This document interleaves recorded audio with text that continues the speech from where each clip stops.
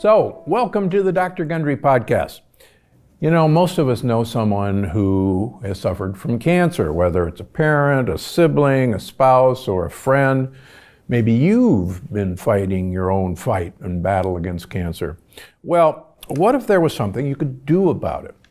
Foods that you could prepare to help ward off dangerous cancers. So on today's episode, I'll be chatting with Liana Werner-Gray, best-selling author of The Earth Diet and 10-Minute Recipes. And her brand new book is called Cancer Free with Food, and how the right foods can reduce your cancer risk. But I also want to talk about if you've got cancer, how the right foods can really make a difference. So you're going to learn about Liana's health journey, which foods to eat and which to avoid, because this is the Dr. Gundry podcast after all, and how you and your loved ones can start living healthier, cancer-free lives today. So, Liana, welcome to the podcast. Thank you so much for having me, Dr. Gundry. Well, we're so happy to have you here. Now, when you were 21 years old, last year, I assume. Thank you. You discovered you had a golf ball-sized lump in your neck. So tell me about that, and then I want you, as a segue, tell me what you thought caused that and what your medical journey was. So I grew up in Alice Springs, outback Australia, with a very indigenous rich culture. So from age 5, we were taught that the healthiest way for us to eat was to go out to our own backyard and to pull foods straight from the trees or the bush, because those were the most nutritious. So that was planted in my brain from a young age. Now, when I left Alice Springs to go to Brisbane, to go to university, I was living on my own and to my own devices. So I started to indulge in junk foods and fast foods and processed foods really for the first time. And I became very quickly addicted to it.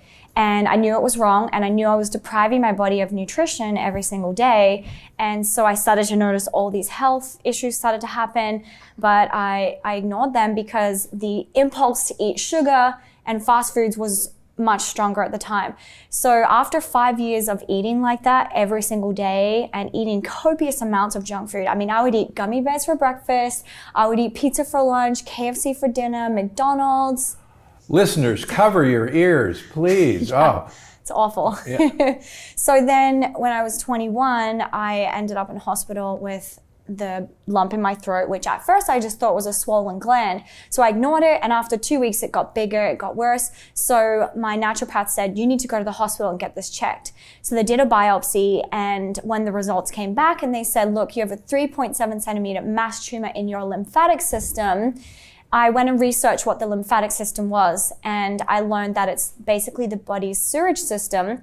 And so I was like, wow, that makes sense. I put way too many toxins into my body, that my body backfired and was like, you can't keep eating like this. So I knew that it was diet related. Also, my gut told me this is diet related. So that's when I started my healing journey, and I wanted to get healthy once and for all. Okay, so people who are listening or watching are going to say, okay, you had a lump in your neck. It was probably just a swollen gland. You actually have a biopsy that said it was a lymphoma, yes? Is that correct? I have a biopsy on my website that shows that I have a 3.7 centimeter tumor on the right side of my neck. And I actually went and got 3 different diagnoses from different doctors. And they all said different things. One said I had stage 1 cancer, one said I had stage 0 cancer, one said I had precancerous. And so at that point, I gathered some information about the medical industry at the time and thought, this seems like hocus pocus woo-wah. And they offered me a cervical cancer vaccination at the time. And I was like, how is this related? So that to me was enough for me to say, you know what, like I'm going to opt out of this. And it wasn't stage 4 cancer. They weren't saying, you need to go for chemo next week, you need to go for surgery next week. They were saying, look, we can do surgery and we can remove it if you want. And they've done surgery for a lot smaller lumps, for sure. I also don't want to take away from people who have had stage 4 cancer or advanced cancer. Mine was very early and I was able to catch that very early. But it was enough for me to say, you know what, I don't want to just remove it. And that's something that the indigenous people also taught me, was that if we have a sickness or like a tumor or a lump in our body, obviously tumors aren't meant to be anywhere in our body. So they said, if you just go and you do medical and you cut it out, that doesn't necessarily address the root cause. And I wanted to address the root cause once and for all, because I knew I had to stop eating like that. So that's when I said, you know what, I'm going to go and actually get healthy once and for all and go back to my roots, go back to nature. So I went and found a medical doctor who was helping people with vitamin C injections and helping people heal cancer naturally. And then I worked with a naturopath, and I started juicing 6 times a day. So I drank 6 vegetable juices a day. And then every time I had a craving for junk food, I thought, okay, how can I fulfill this craving in the most natural way possible? So I got into the kitchen and I started making recipes. Ah, okay. And that's where these recipes evolved from. Was like, okay, I'm craving chicken nuggets, I'm craving chocolate, I'm craving candy, I'm craving pancakes, waffles, whatever it was. I found a recipe that would nourish my body instead of poison it and make it worse. Now, were you brought up in a family that cooked?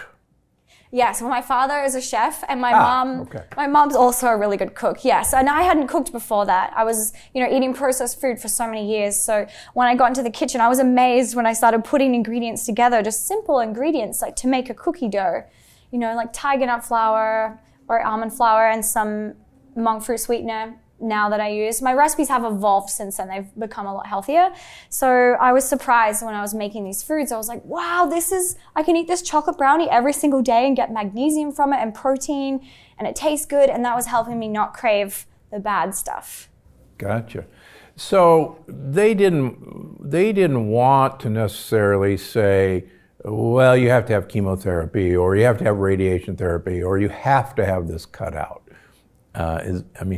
Did they propose any of those things to you? They weren't aggressive with me at all. Good. And also this was in Australia 10 years ago. I think Australia at that time was not as aggressive. But 5 years after that, my mum was diagnosed with advanced breast cancer in both her breasts.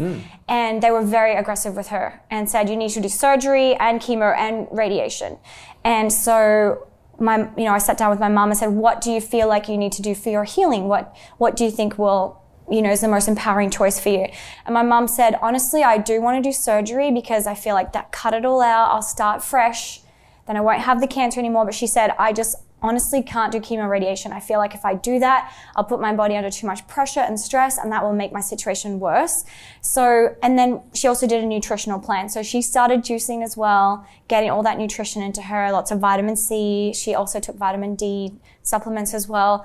And that for the next 6 months after that, doctors kept calling her, pressuring her, like, it's going to come back if you don't do chemo radiation. And my mom would call me in fear and be like, what should I do? And I said, well, what do you feel? And she said, I can't do it. So she never did it. And she's cancer free to this day. That's a fantastic story. So you started doing all this. You changed your food. You fought the junk food temptations. When did you start noticing something changing? It took about a month for the tumor to lose it felt very swollen and very hard. So it took about a month for me to feel like it was starting to dissolve. After 3 months, it was completely dissolved. Fantastic. But I made a lot of radical changes. Yeah. Yeah. And you've it's one thing to have, a lump in your neck that you can see to empower you to make radical changes, particularly when you're really young. What kind of keeps you on track now that that thing's not there anymore? Well, I suffered every single day for 5 years eating junk food. Even though I felt like that high for 5 or 10 minutes, eating all the sugar and the fast food, after that I would crash and was absolutely miserable. So that was enough suffering to me. And I just remember saying, God, if you can heal me from this addiction and these cravings and this tumor, I'll be happy and grateful every single day of my life, I promise. And so I've not wanted to go back to that at all. But also there's no desire or impulse in me at all. When I see these foods, to me, they just look dead and there's no appeal. So I'm more excited about making these kinds of foods instead. I'm excited about making like a healthy cookie dough or healthy chicken tenders. All right. So your initial experience resulted in the Earth diet, right? Yes. And so how is this new book, The Cancer Free with Food, different than the Earth diet? Well, the Earth diet started because I needed something at the time to hold me accountable to sticking to me only eating natural foods.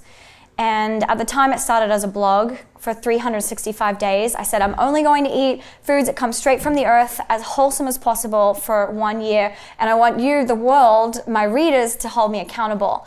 So after the blog, then my readers were like, put this into a book. Can you put all of these recipes into a book? And I thought, that's a great idea. So Hay House published my first Earth Diet book.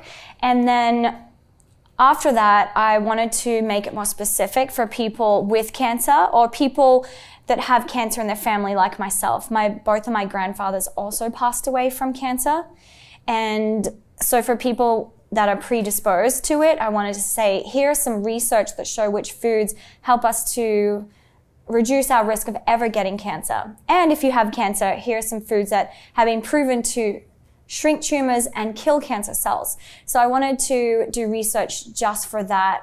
And I love the cancer community and love helping people with cancer because it's a terrible disease and a terrible feeling, and I've been there, and it feels like absolute rock bottom. It feels like hell, literally. So I want to help people that are in that situation. So when you did the Earth diet and you did this year-long journey, you didn't have to move back to the outback and eat native plants. I mean, you were doing this from Brisbane, right? Exactly. The big city. Right. I wanted to find a way to make the natural indigenous lifestyle fit into our very fast-paced, busy, modern lifestyle. Yeah. And can you do it? Obviously you can. Yes. And you're going to teach us some of those things. So the new book is, Cancer Free with Food.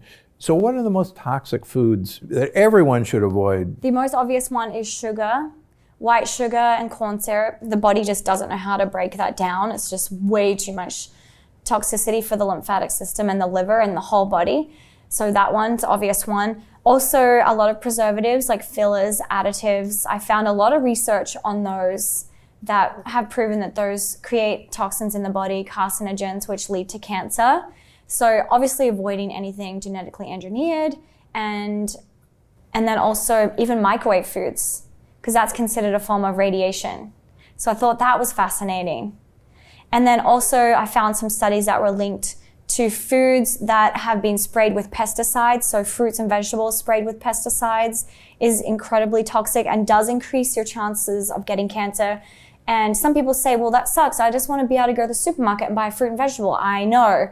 So do I. But if we're in this country, in America, we have to buy organic produce or grow it ourselves because we are at risk of getting a lot of pesticide exposure.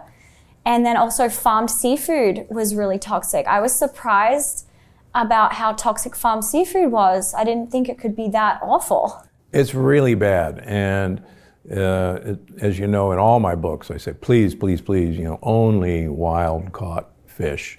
And we're beginning to see actually tricks.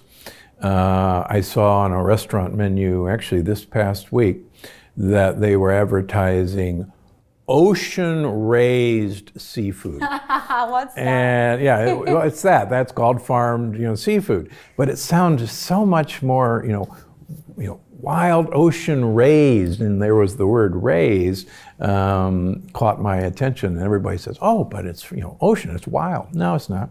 Yeah, they're smart with their marketing. That's something people need to be cautious of, is the packet might look natural or like say ocean raised fish, but it's just marketing. Yeah, very true. Okay, so a lot of my listeners know that I've been talking about the importance of vitamin D, and off camera we were talking about that. So what are your recommendations for people in terms of vitamin D?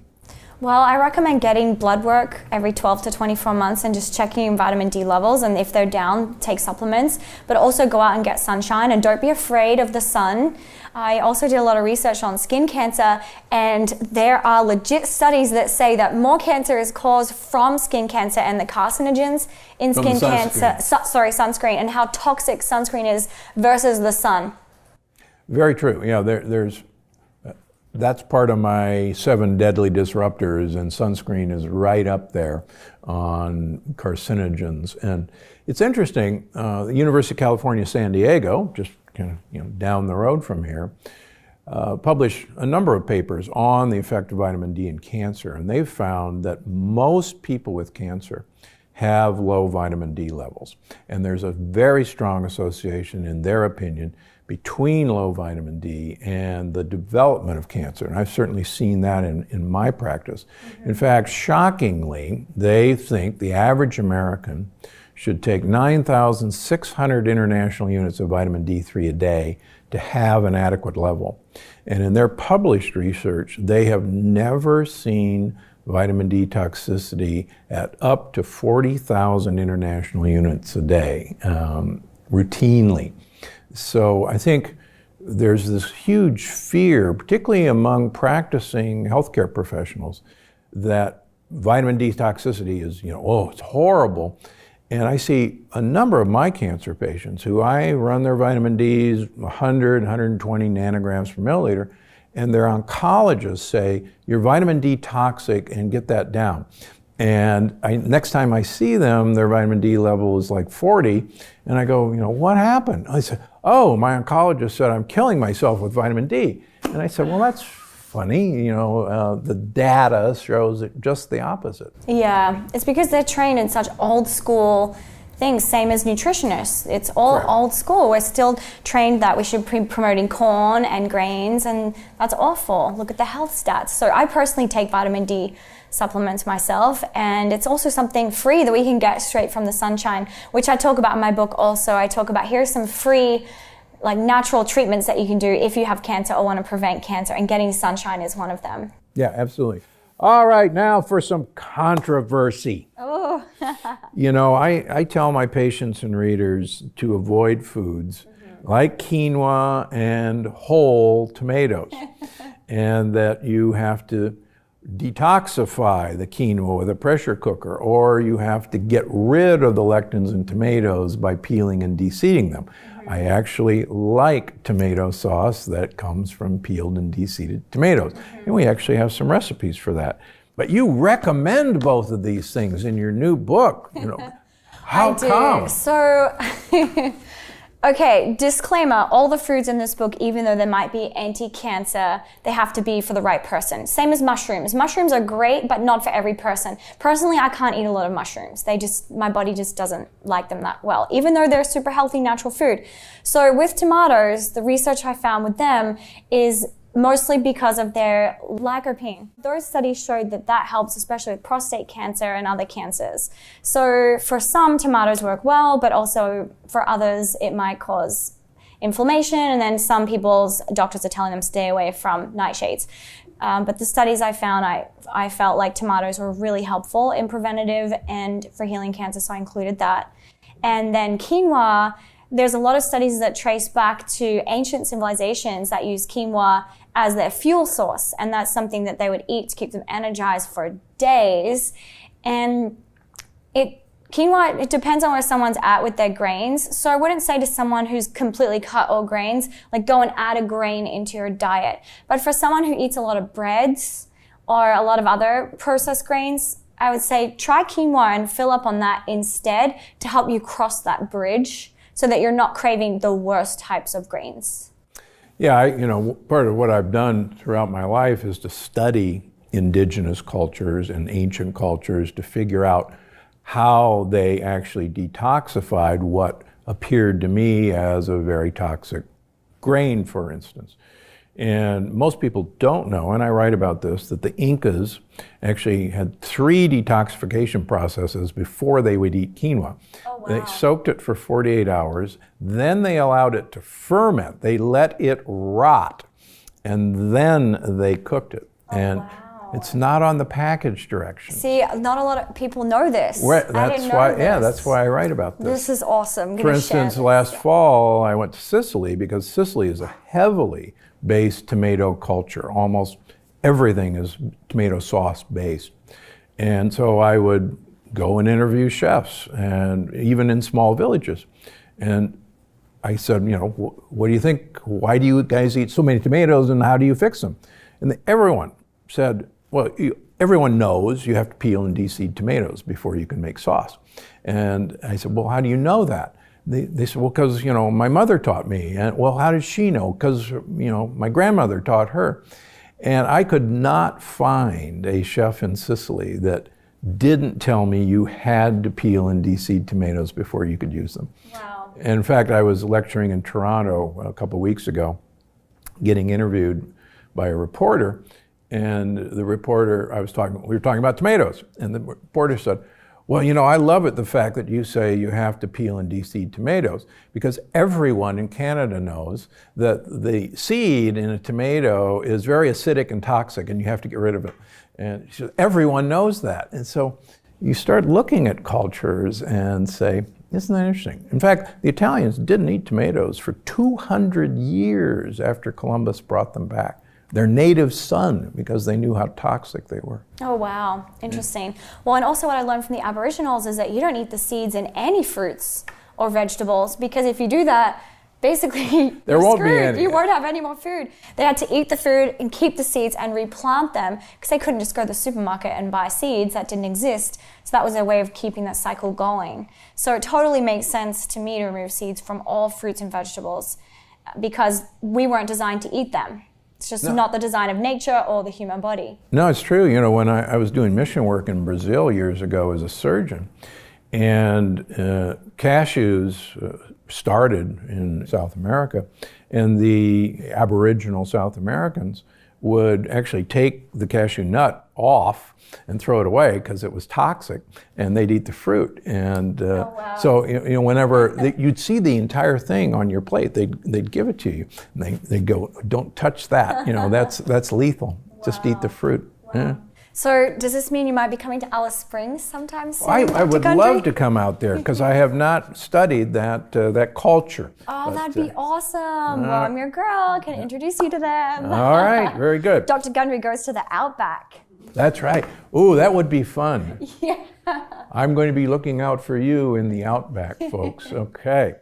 Okay.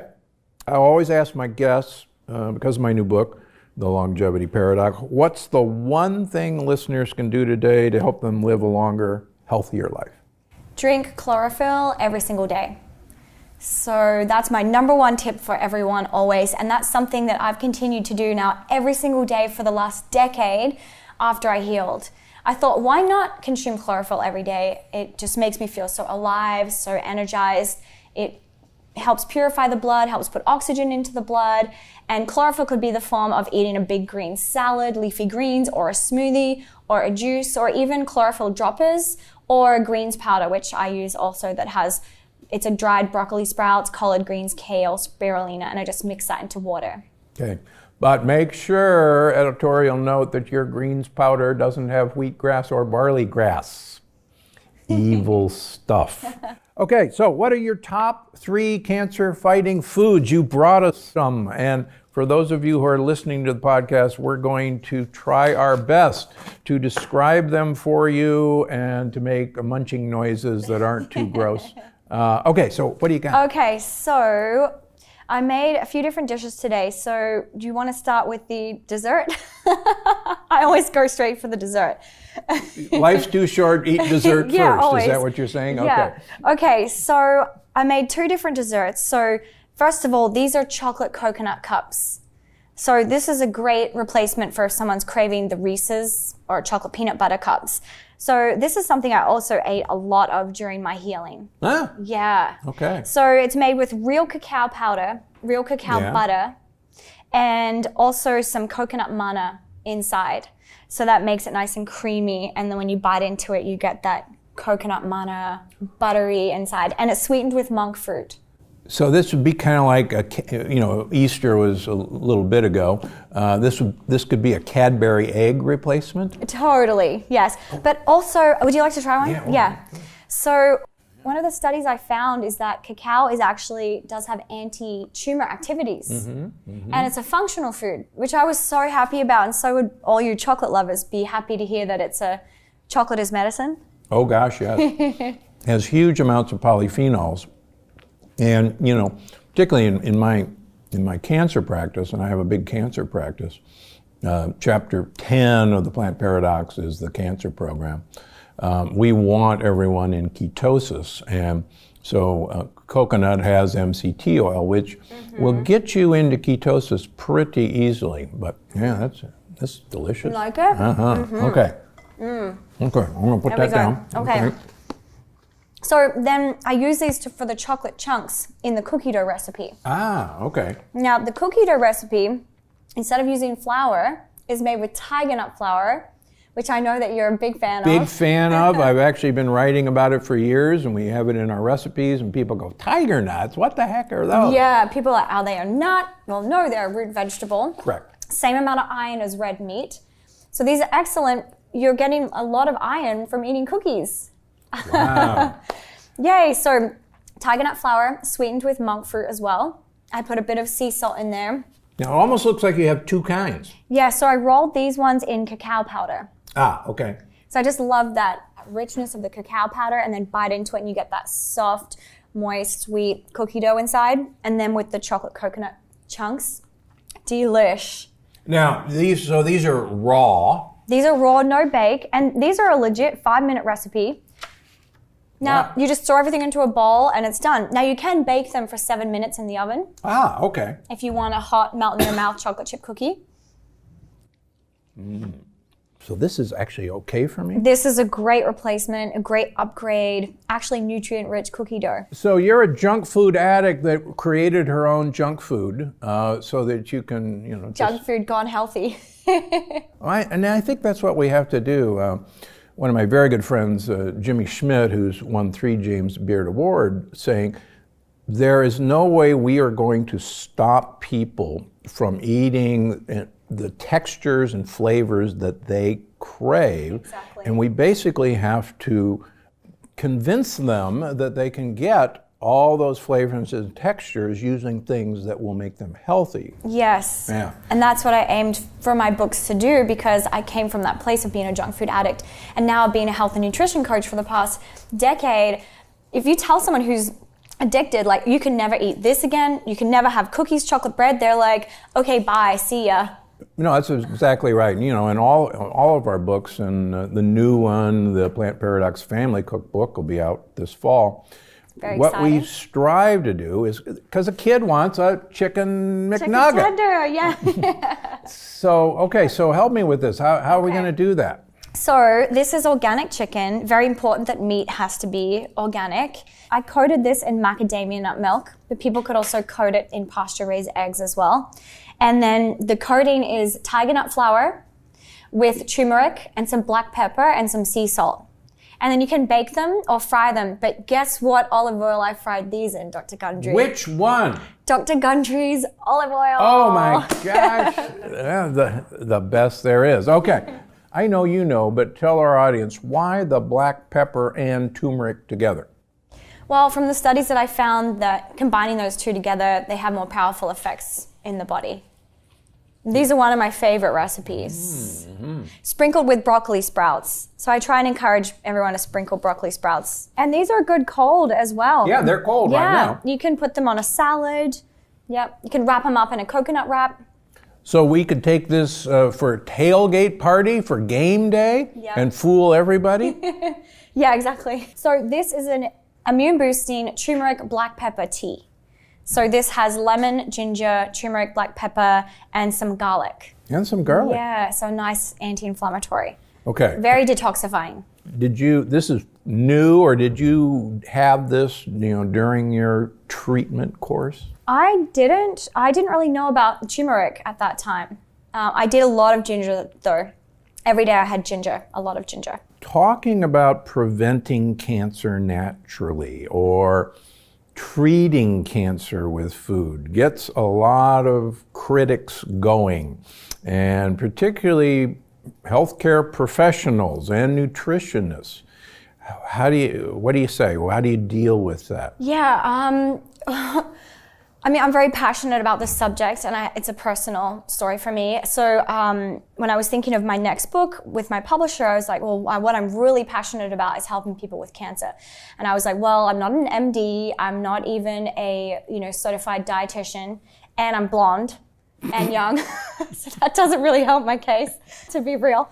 But I was like, I just want to go for this. So I pitched it to my publisher, and they were like, yes, we love it. This is meaty. This is good. You can do it. And at the time I had support from people in the industry that are helping a lot of people with cancer. So I felt more empowered and confident. And then, I wrote the book, submitted it, and then I was like, oh, actually, I don't want to do this. I changed my mind, because the backlash is going to be crazy. Every time I post something about cancer, I would get some really aggressive things like, I hope you and your mom die of cancer, like just really hurtful things. Then I was like, you know what, I need to stop focusing on the critics and those people that are going to, try and attack, and focus on the people that I'm helping. Because when I think of them, the people that have cancer, and that there have been many case studies, and I interview a lot of cancer survivors in the book and talk about specific foods for specific types of cancer. When I focus on that, that's what keeps me going. I think this actually works, and this isn't rocket science. Food is medicine, and this can work in conjunction with a treatment plan. So someone can do chemo and also be healthy at the same time. There's no point doing chemo or surgery and eating a sloppy Joe that the hospital gives you. It's just going to make everything worse. So yeah, I think that's a great point. There are numerous studies that show certain supplementation, getting your gut microbiome as healthy as possible, will either prevent or at least minimize the effects of chemotherapy on your gut, on your digestion, on your brain fog, and you talk about that in the book. Yeah. So at the very least, I mean, even in our cancer center in Palm Springs, there are graham crackers and saltines in the waiting room while you're waiting to go get your chemo treatment. And the head of our center is actually a big fan of mine and follows my program. And I'm always picking on him. I say, what are you doing? And he says, well, they want that. And, we're in business, and, they're not, they'd eat this. So we just need them to have these kinds of options. Yeah. Or have like a healthier cracker. Okay, well, so the critic will say, well, this is really expensive to do, and if you're on chemotherapy, you got cancer, you don't have time to do this. That's 5 minutes? Yeah, 5 minutes. Just throw it in. Tiger nut, monk fruit, chocolate chunks, vanilla, sea salt, done. So this is very time effective, but also I realize that we can't put a price on our health. If you want to stay living, we have to invest in food, and maybe if we start investing more in organic foods, we'll spend less on other things that we don't really need. But also there's ways to shop more effectively. I found a website that's like Amazon that you can buy all of these ingredients like tiger nut flour that's much cheaper than if you were to go to a health food store. So, I'm all about supporting local health food stores for sure. But if you're on a budget, shop online and get these things at a discounted price. Okay, so for those of tiger nuts, I want to talk about tiger nuts. For those of you who are listening, these tiger nuts that I have in my hand look like little, almost dried berries, but they're actually a tuber and they're not a nut. They actually support indigenous Africans, and having just come back from Ethiopia, where 85% of the population of 110 million people are subsistence farmers, you actually, by eating these, give support to people who really need it. But these guys actually are tubers. They feed good gut bugs. They are one of the best foods for feeding gut buddies. And these are hard as a rock in this form. And maybe I can click them. So having personal experience over the number of years, do not try to eat these things just like this. They are potentially tooth breaking. So how do we use them? How do we find them? Yeah, so they can be shocking to someone who just tries to eat them like this. So I would recommend getting the peeled tiger nuts, and you can also get sliced tiger nuts also. But if you do get the whole tiger nuts, I'll soak them overnight, and then you can eat them now they're nice and soft. They're also great for a breakfast. But then also you can just buy the tiger nut flour. Or you can grind these up yourself in a food processor and make your own tiger nut flour. The one that I use and Dr. Gundry uses, I believe, is Organic Gemini. And you can get that, well, I shop at vitacost.com. So good spot. Yeah. Good spot. So you can get it from there. Just type in tiger nuts and it'll come up. I also have a code, if I can say that. You sure can. It's Earth Diet. So you get an extra 10% off your entire order. So vitacost.com, type in tiger nuts, and then put the code Earth Diet when you check out. That helps people who are really tight for money, because I don't want people to have money hold them back from living a healthy life. Yeah, and if we, like you say, if we spent our money on food, we wouldn't have to spend our money on treatments like people have to go through. Exactly. And people feel more alive, have more energy, and then they can do other more creative things that bring in more money. So it's like a whole cycle. And fun fact, if you get the sliced ones, you can actually use them like slivered almonds, and they make a very attractive addition to a salad. Yes, and also a dessert too. You can roll the cookie dough in the sliced tiger nuts. Ooh, yeah. And they look beautiful and fancy. But my favorite way to use tiger nuts, I would have to say overall, number one, is making a tiger nut milk. So I'll do 1 cup of tiger nuts, and the recipe's in the book, 1 cup of tiger nuts to 4 cups of water, and that's it. Blend it up, and it comes out white and creamy and delicious. So since tiger nuts are naturally sweet, just like a sweet potato is, there's no need to add any extra sweetness. It's just perfectly creamy and sweet and just so delicious and refreshing. And some amazing studies I found on tiger nuts is that when we consume more tiger nuts, it helps detox our liver and also protect our liver. So I include these studies in the book. I actually list tiger nuts as a number 10 top anti-cancer food in the book. So if someone is going through chemo, it would be really helpful if they're drinking tiger nut milk every day to help their liver. So ditch the cashew milk, ditch the oat milk. We're going on a tiger nut milk craze. Yeah, woo! All right, very Finally. good. Finally, these guys need recognition. Okay, so where do we find Cancer Free with Food? So you can find it at Amazon, also Barnes & Noble, or any bookstore will also have it. It's a bestseller, number 1 on oncology on Amazon. It's a top 100 on Barnes & Noble, and also a top 100 on Amazon overall as well. So yeah, please get the book, enjoy it, and then share it with anyone that you know who has cancer or anyone who wants to prevent cancer. Well, thanks so much for joining us, and thank you for the great healthy food. See, you can have junk food that actually heals you rather than kills you. All right, so that's it for today. I'm Dr. Gundry, and we'll see you next week. Before you go, I just wanted to remind you that you can find the show on iTunes, Google Play, Stitcher, or wherever you get your podcasts. Because I'm Dr. Gundry, and I'm always looking out for you.